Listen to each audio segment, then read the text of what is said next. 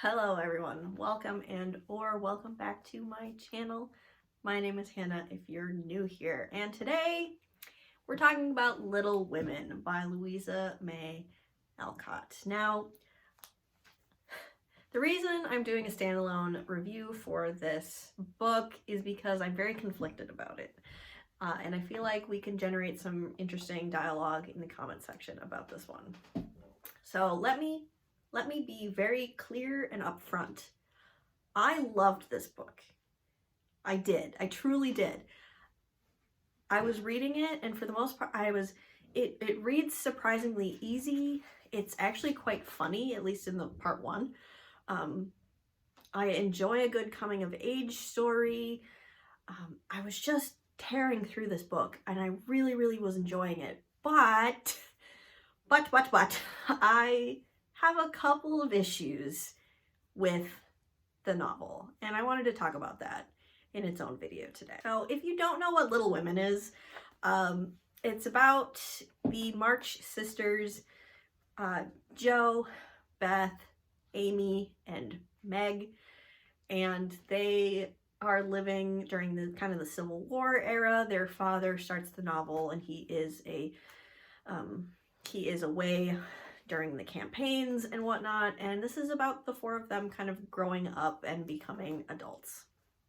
That's essentially it. It's slice of life, it's slightly cozy, a lot of familial bonds. We're exploring first loves, friendships, growing up, all of that.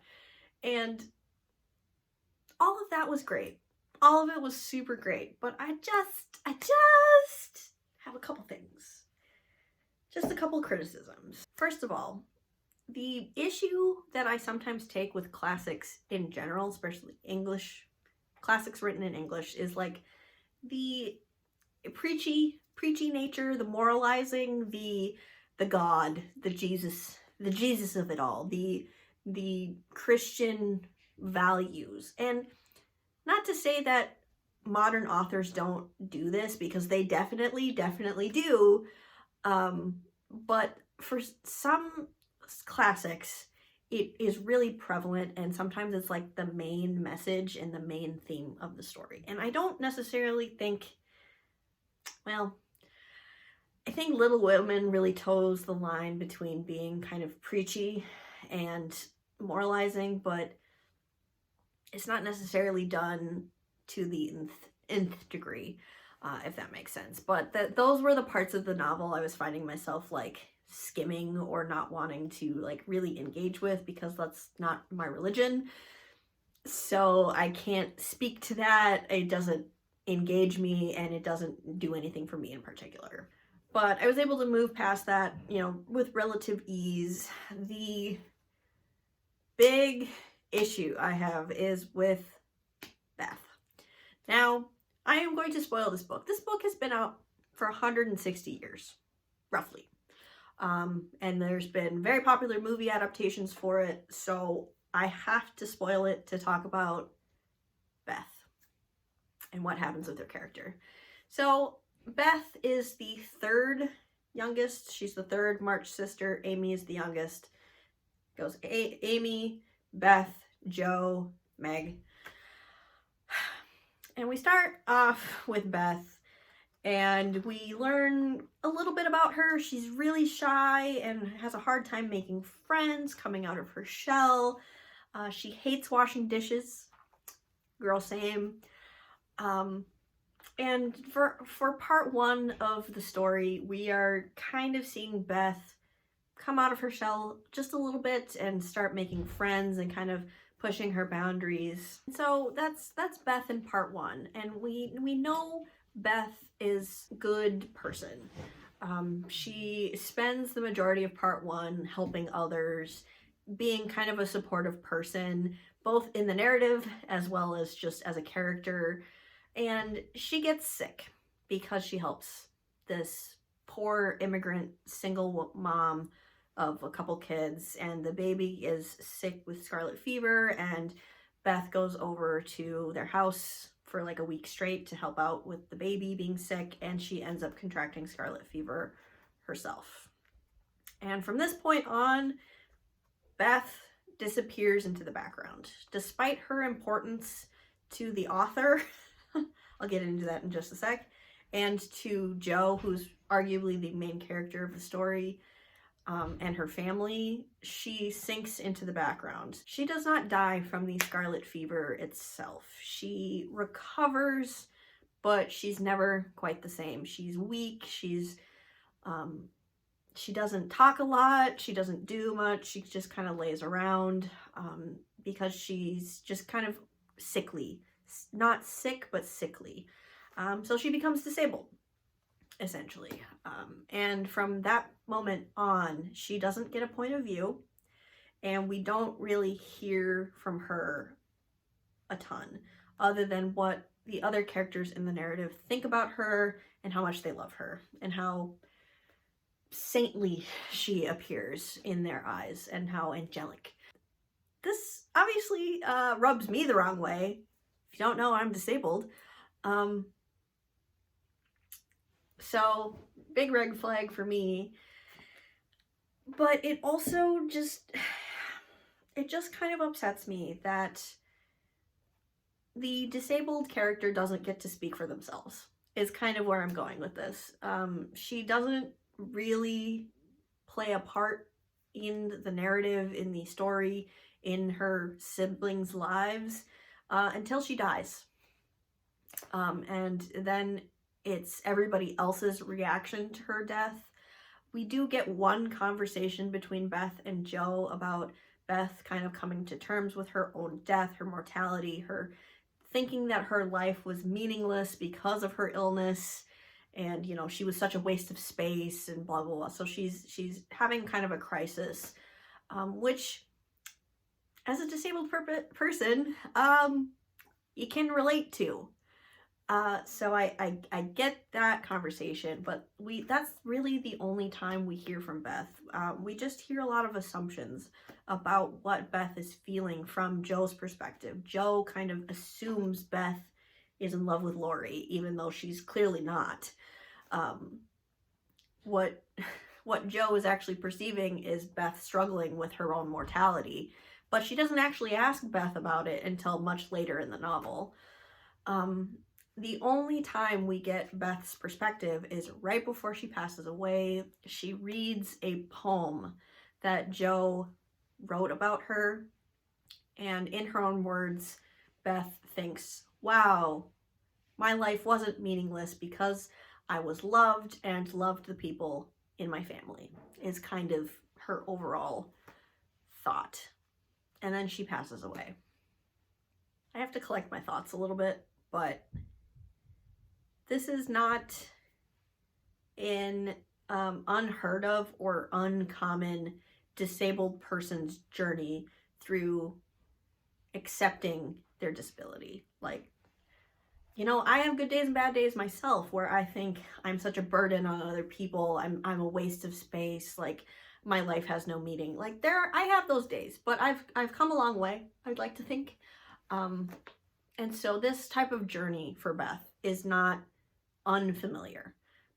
But the fact that it's so on the periphery of the main story, and the fact that we only get very brief glimpses into Beth's head, is basically the crux of my issues with her as a character and the way she's portrayed.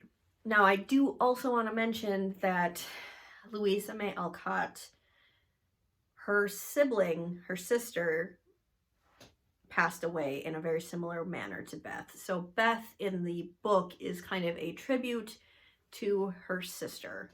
And so I don't want to like take that away, because everybody processes their own grief in their own way. And so this is a way for the author to kind of process losing her own sibling in real life. But on the flip side of that, she's also speaking for a disabled person and speaking for her sister in this novel. And what she has to say is lovely in an extent, but she doesn't get to speak for herself. Her own realization of my life wasn't meaningless. I was loved, and I loved my family deeply, and that's what my life was about. Mostly came from other characters, and I think that's where this rubbed me the wrong way. And I just have to say one more thing about Beth before I close out this video. Is at the end of the book, everybody is essentially married or paired off, and of course Beth is no longer with us. Everyone's having babies, and everyone is naming their babies after each other in, you know, to honor their familial relationships, their friendships.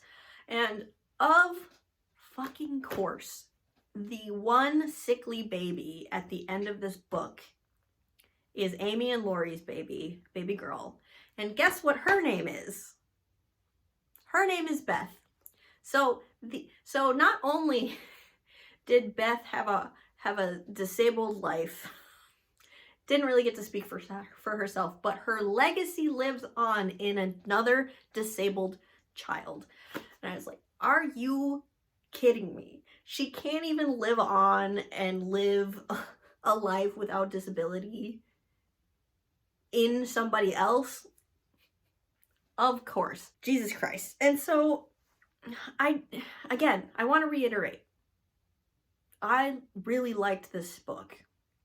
Again, I thought it was super readable. I loved the plot. I loved the characters. I loved the story. I loved the coming of age elements, the friendship dynamics, the family dynamics. I thought it was actually really well executed, but Beth is a problem. And I'm not the first person to say this. I'm not. And I probably won't be the last, but as a disabled person, I just had to get it off my chest because it's really frustrating coming across this type of thing when I'm just randomly picking up a classic, you know what I mean? The final note of criticism I have about this book is kind of a weird messaging that happens kind of at the end of the story. And it seems so small in comparison to my gigantic Beth diatribe, but I still wanted to mention it. So in the story, Laurie, who is a side character, he's a friend, Amy and Joe are all artists in their own way. Joe is a writer, Amy is a painter, sketcher, she, you know, physically draws, and Laurie is a musician. And by the end of the book, all three of them give up their art forms in pursuit of domesticity and, you know, family life. And the messaging behind that is, well, if I can't be an artistic genius, art is not worth pursuing, which is a really strange message from an author. Like, so what is this author saying about herself? First of all, a little egotistical for her to be like, everyone else should just give up, but I'm gonna write because I'm a artistic genius in my writing, so I should be published, which is super strange. Or like, art for art's sake shouldn't be pursued and practiced because there's no way you can live up to the masters. Like, shouldn't we do things that we enjoy for fun, and we don't have to be perfect at them to find meaning out of them? And like, Laurie was pretty good, and Amy was pretty good, and Joe got published. So like, maybe they weren't masters, but they were decent. They were pretty good at their art, at their crafts, and they just give them up. And, you know, Joe becomes a governess, and, you know, Amy becomes kind of a, not just a stay-at-home mom, but you know, a mover and shaker in society. She, you know, throws these parties and stuff like that. And you know, never draws again. I'm just like, what are you trying to say about hobbies, essentially? Like, you shouldn't pursue your hobbies because you're never going to be good enough? I didn't like that. Just because you're not perfect at a hobby doesn't mean you should give it up. You should keep practicing and keep doing what you enjoy. End of story. Anyway, all that to say, I loved it. I actually really loved it. And would probably have given this book 5 stars if the moralizing, the disability, and the weird art narratives were tweaked a little bit. But in good conscience, I have to give this book a 4-star rating for my personal enjoyment, because I just took such issue with just a few elements. But have you read Little Women? Have you seen the movie? I haven't seen the movie yet. I actually kind of want to see the 2019 adaptation. I'm curious to see how they take the story and change it. What do you think? Am I out of pocket here? Am I just way off base? I don't know. I wish I had access to like scholarly sources like I used to when I was in college, because I would research the crap out of this one if I had access to, you know, all those databases and whatnot. But let me know what you think. Do you agree with me? Do you disagree with me? I would love to discuss in the comments down below. Thank you so much for watching. I will see you in another video of mine very soon. Bye.